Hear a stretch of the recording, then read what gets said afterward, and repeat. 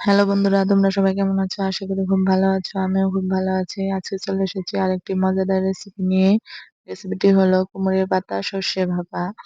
নামটি যেমন ইউনিক, খেতেও কিন্তু দারুণ। দেখতেই পাচ্ছ এখানে কুমড়োর পাতাগুলো বেছে একটু হাতে ডলে নেওয়া হচ্ছে। হাতে ডলে নিলে পাতাগুলো একটু নরম হয়। আর এই রেসিপিটি তৈরি করতে একটু সুবিধা হয়, তাই হাতে ডলে নিতে হবে। দেখতে থাকো কিভাবে তৈরি করা হয় এই রেসিপিটি, এবং তোমরা বাড়িতে সবাই ট্রাই করে দেখবে।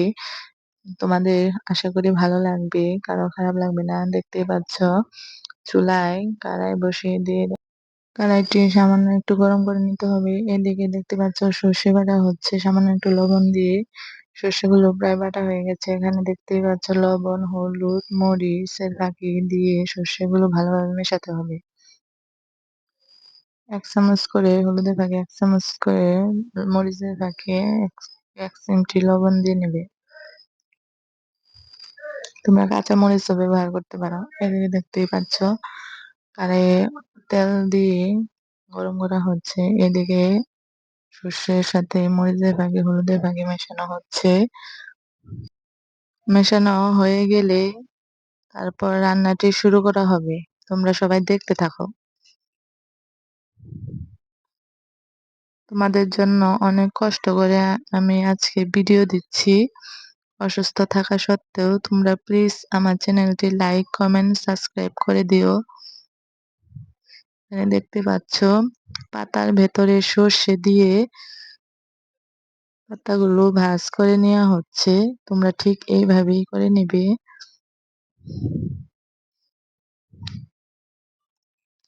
প্রত্যেকটি পাতা এইভাবে ভাঁজ করে নিতে হবে। যেভাবে দেখানো হচ্ছে তোমরা ঠিক এইভাবেই করবে। কোনো কিছু কিন্তু মিস করা যাবে না, তাহলে রান্নাটি ভালো হবে না।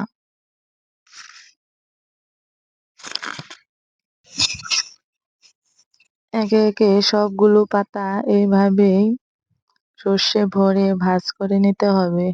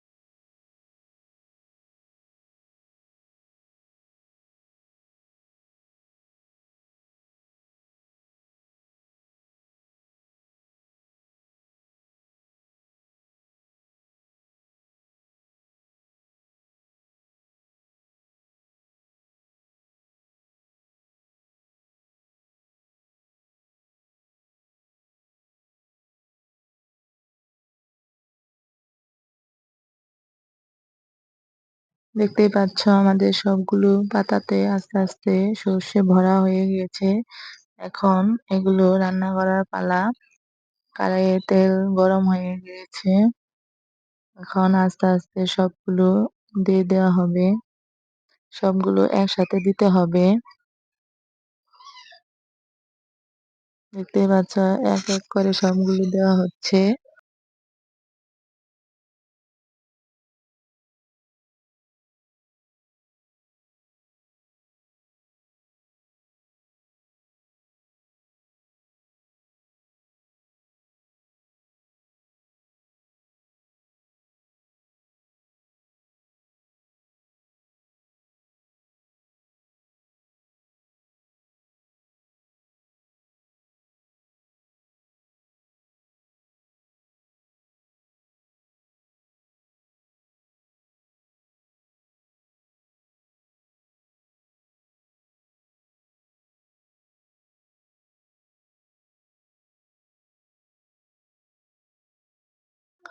তোমরা দেখতেই পাচ্ছ সবগুলো সর্ষে ভরা পাতা এখানে দিয়ে দেওয়া হয়েছে তেলের মধ্যে।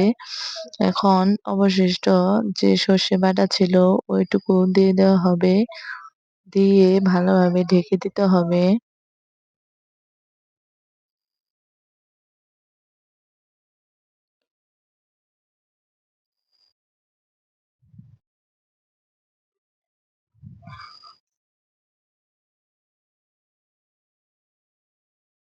ঢেকে কিছুক্ষণ রেখে আবার পাতাগুলো উল্টে দিতে হবে। তাই ঢাকনাটি তুলে নিতে হবে।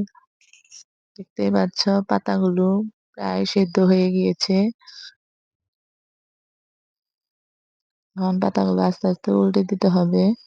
সবগুলো পাতায় আস্তে আস্তে করে উল্টাতে হবে।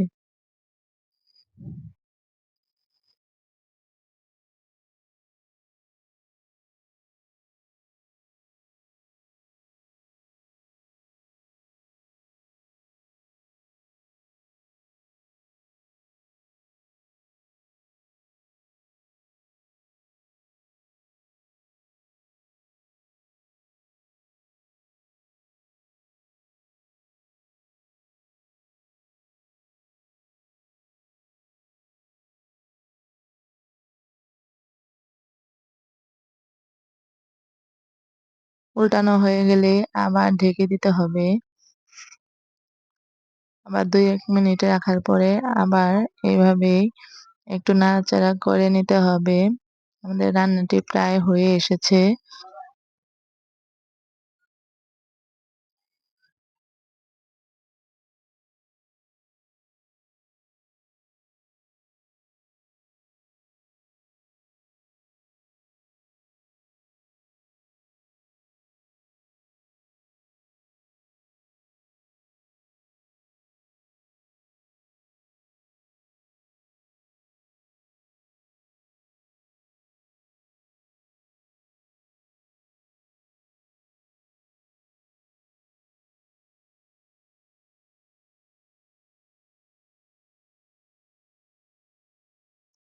এখন কিছুক্ষণ একটু জাল দিয়ে নিলেই আমাদের রান্নাটি রেডি হয়ে যাবে।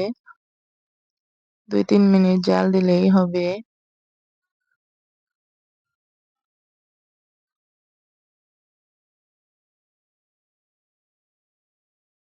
তোমাদের যদি এই রান্নার রেসিপিটি ভালো লেগে থাকে, তোমরা সবাই বাড়িতে ট্রাই করে দেখবে। দেখে কার কেমন লাগলো আমার কমেন্ট বক্সে এসে জানাবে। আর যদি আসলেই ভালো লেগে থাকে তাহলে আমার চ্যানেলটিতে লাইক, কমেন্ট, সাবস্ক্রাইব করবে।